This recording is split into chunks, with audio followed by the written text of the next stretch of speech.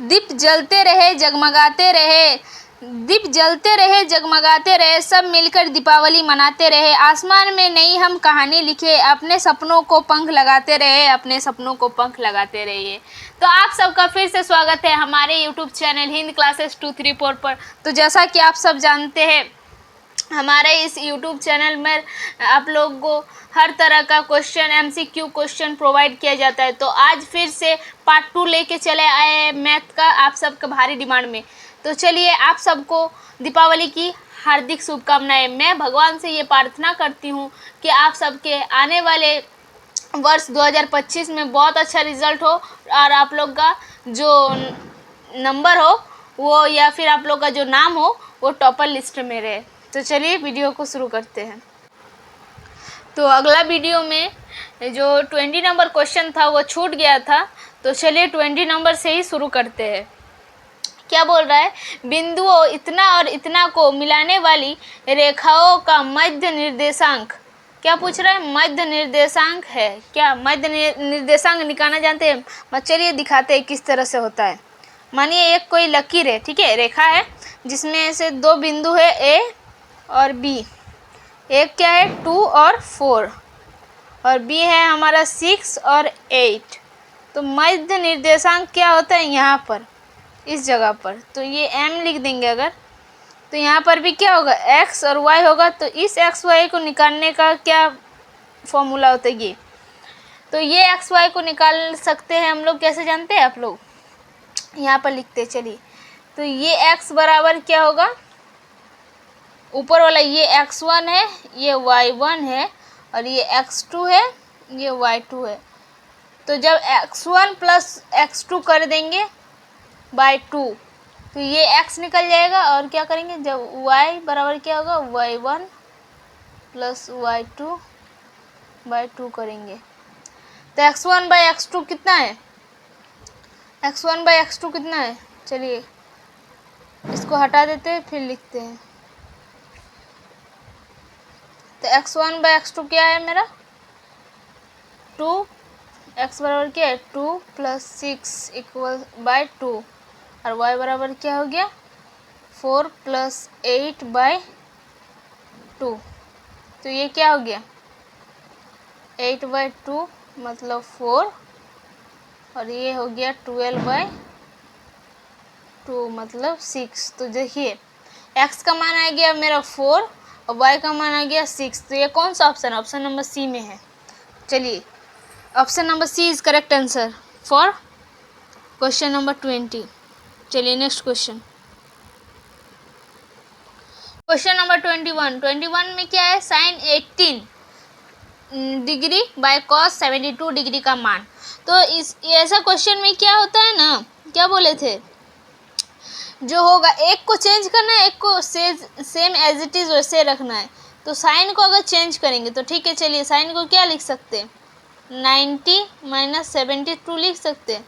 19 में से 70 माइनस करेंगे तो यही आ जाएगा ना, ऊपर वाला साइन 18 ही आएगा ना। और कॉस को एज इट इज़ रखना है, कॉस 72। और ये जो है क्वाड्रेंट होता है ट्रिग्नोमेट्री में, तो फर्स्ट क्वाड्रेंट में क्या होता है? सब पॉजिटिव होता है, छेओ का छेओ पॉजिटिव होता है। और सेकंड क्वाड्रेंट यहाँ पर क्या होता है? ओनली साइन और कॉसेक, और इसमें होता है टेन और कॉट, और इसमें होता है कॉस और सेक, इसमें इस तरह का होता है। तो ये सारा फर्स्ट क्वाड्रेंट है। फर्स्ट क्वाड्रेंट मतलब 90 माइनस थीटा माने क्या? यहाँ पर है, यहाँ पर है ना एंगल, इधर कहीं बन रहा है, तो यहाँ पर बन रहा है। इसका मतलब क्या है? तो यहाँ पर सारा पॉजिटिव होगा, तो इसीलिए साइन में कोई चेंजेस नहीं होगा। लेकिन 90 के घर में जब भी रहता है ना, तो क्या होता है? साइन रहेगा तो कॉस में चेंज होएगा, और कॉस रहेगा तो साइन में। इसके जगह अगर 10 रहेगा तो कॉट मतलब चेंज हो जाएगा, अगर 90 रहेगा तो इसको क्या लिख सकते हैं? कॉस 72। अब बाय नीचे तो सेम ऐसे ही लिखना है, कॉस 72 लिखना है। तो इसको काट देंगे तो क्या बचेगा? 1 बच रहा है। तो 1 कौन सा ऑप्शन है? देखिए ऑप्शन नंबर बी में है 1। चलिए नेक्स्ट क्वेश्चन, फिर सेम वैसे ही क्वेश्चन आ गया। tan 90 माइनस थीटा बराबर, ये थीटा है, ठीक है, आप लोग ये समझने की गलती मत कीजिएगा, 0 थीटा है। फिर क्या बोले? 90 का घर में है मतलब ये पॉजिटिव होगा। इतना समझ में आ रहा है? ठीक है, आ रहा है। अब क्या बोले, जब 90 माइनस थीटा कुछ भी रहे, 90 प्लस रहे या फिर 90 माइनस रहे, तो वहाँ पर अगर ये जो रहेगा ना, ये चेंज हो जाता है। टेन किस में चेंज होता है बोले? कॉट में। और कॉस रहता तो किस में चेंज होता है? साइन में। और कॉसेक रहता तो सेक में चेंज होता है। तो यहाँ पर कॉट और थीटा, कौन सा ऑप्शन में? Option number C correct. Next question.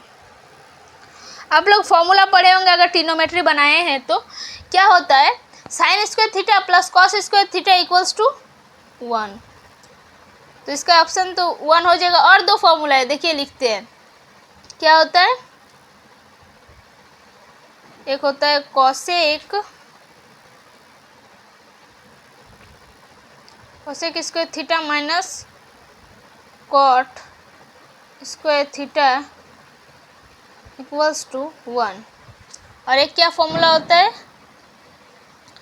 और एक फॉर्मूला होता है, रुकिए, और एक फॉर्मूला होता है sec square theta minus tan square theta equals to 1।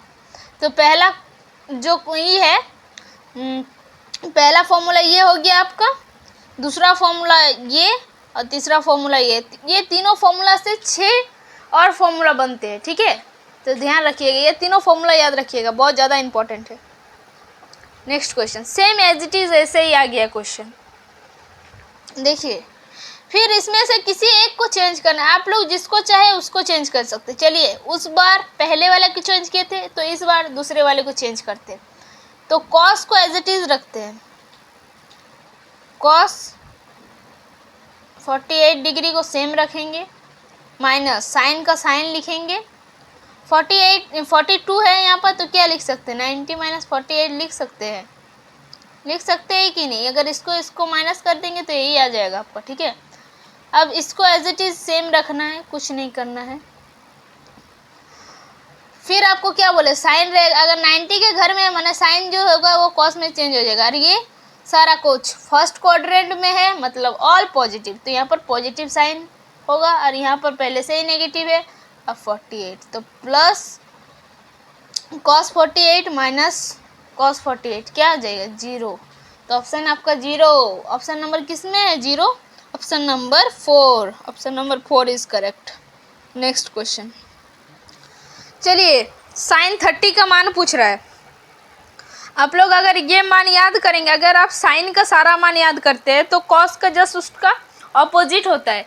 जो साइन 0 डिग्री का जो वैल्यू होता है वो कॉस 90 का वैल्यू होगा। ठीक है, इस तरह से आप याद रख सकते हैं। तो तीन फॉर्मूला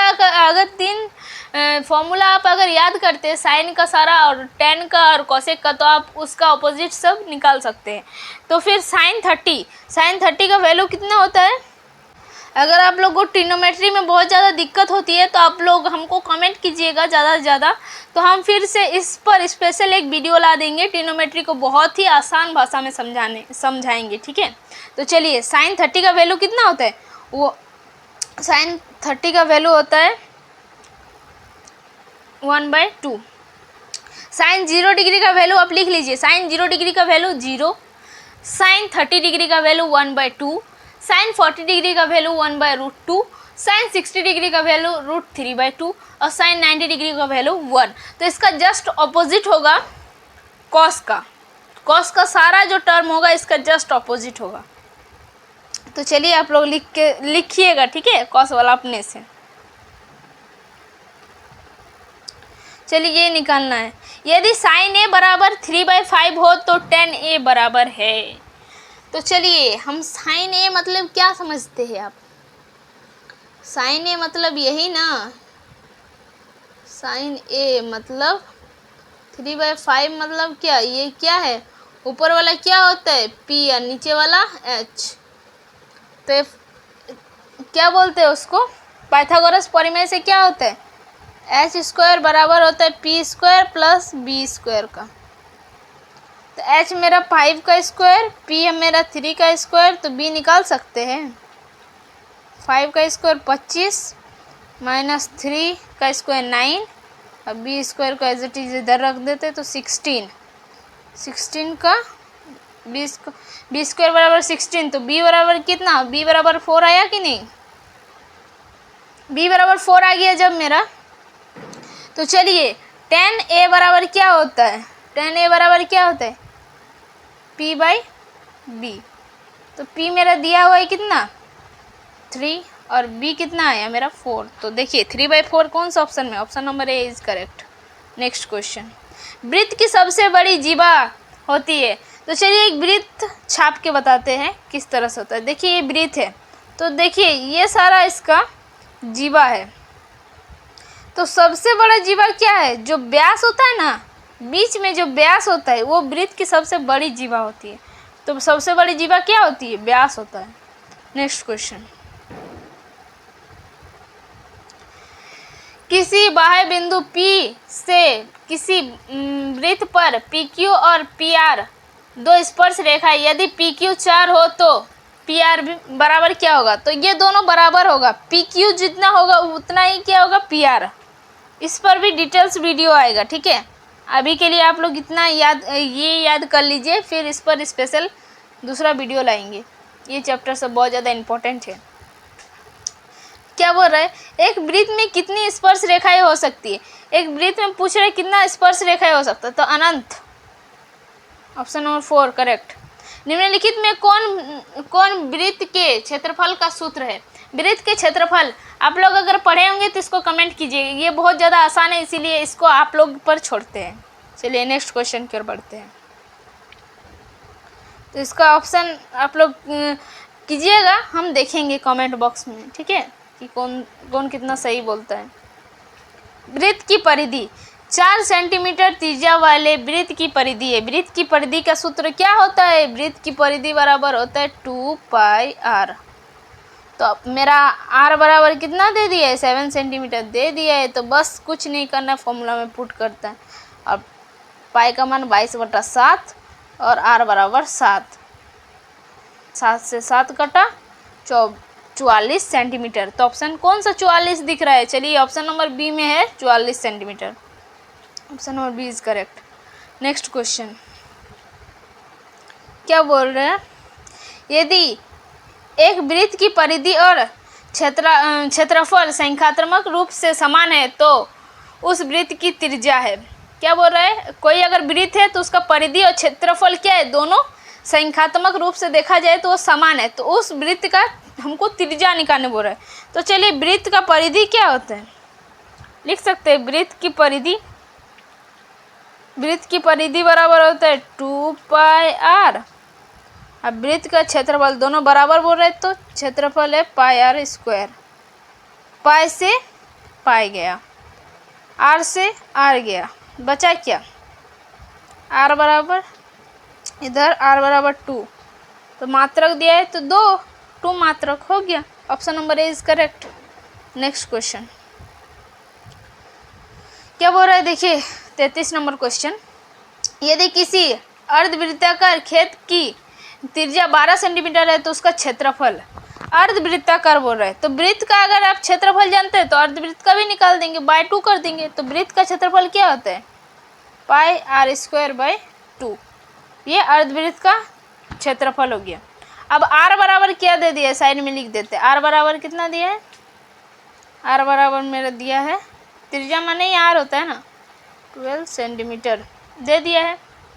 तो बस कुछ नहीं करना है, फॉर्मूला पुट करेंगे, बस पाई को एज इट इज़ रखना है क्योंकि पाई फॉर्मूला में दिया हुआ है, इसको हटाया नहीं है। और इंटू 12/2, 2 6 12। अब कितना आ गया, 12 को 6 से इंटू करेंगे तो कितना आएगा बोलिए, 72। अब पाई का पाई 72 पाई कहाँ दिख रहा है, ऑप्शन नंबर बी में, तो option number 2 is correct. Next question, r त्रिज्या वाले एक वृत्त के एक त्रिज्याखंड जिसका कोण p डिग्री है तो उसका क्षेत्रफल पूछ रहा है, ठीक है। तो अगर त्रिज्याखंड का देखा जाए तो क्या होता है, मेनली क्षेत्रफल θ/360 πr², ये होता है। तो यहाँ पर थीटा की जगह क्या दिया है, p डिग्री। 360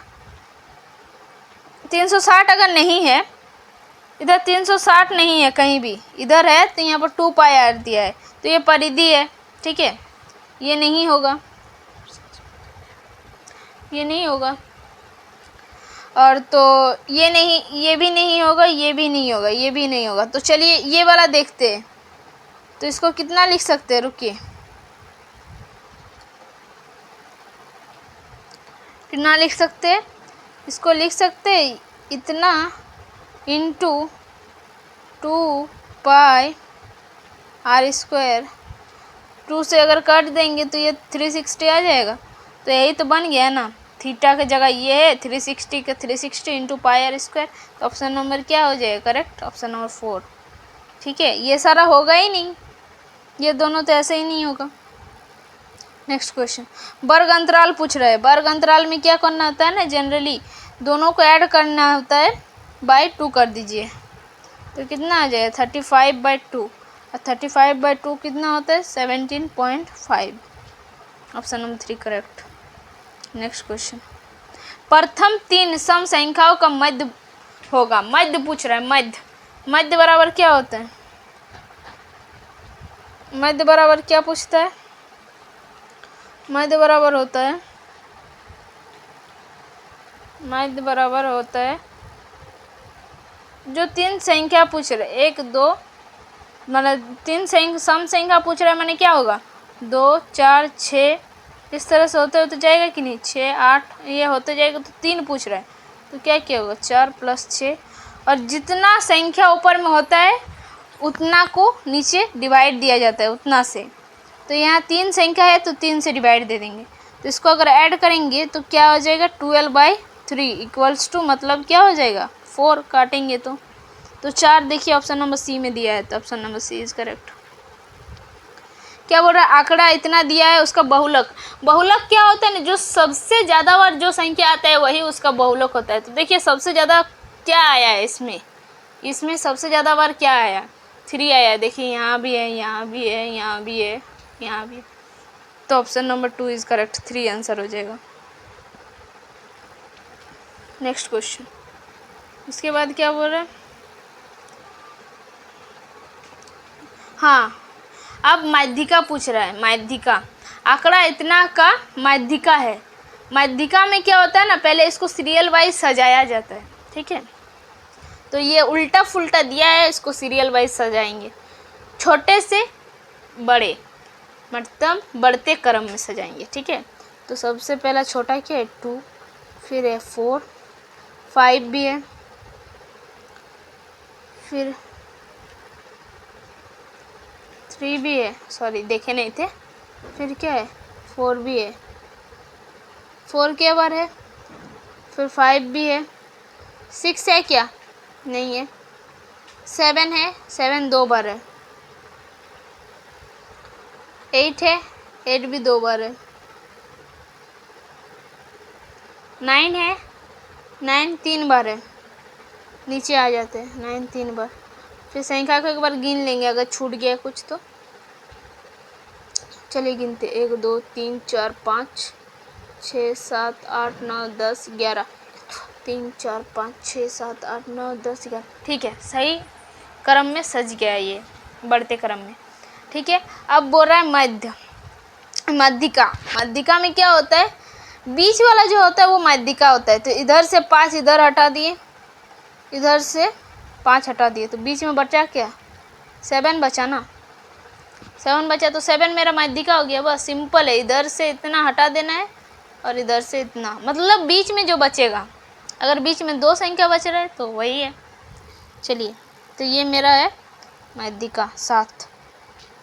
नेक्स्ट क्वेश्चन, निम्नलिखित में से कौन सी संख्या किसी घटना की प्रायिकता नहीं हो सकती। प्रायिकता इनमें से पूछ रहा है कि कौन नहीं हो सकता है। तो जो नेगेटिव होता है वो कभी प्रायिकता नहीं होता है, क्योंकि क्या होता है ना, प्रायिकता में जो प्रायिकता होता है वो क्या होता है, ये 0 से बड़ा और 1 से छोटा होता है। ये 0 से बड़ा होता है और 1 से छोटा होता है, ठीक है। तो ये नेगेटिव कभी नहीं होगा। नेक्स्ट क्वेश्चन, एक पासा फेंकने पर 5 पाने की प्रायिकता पूछ रहा है। एक पासा को फेंकेंगे, उसमें से जो 5 आएगा उसमें उसकी प्रायिकता निकालने बोल रहा है।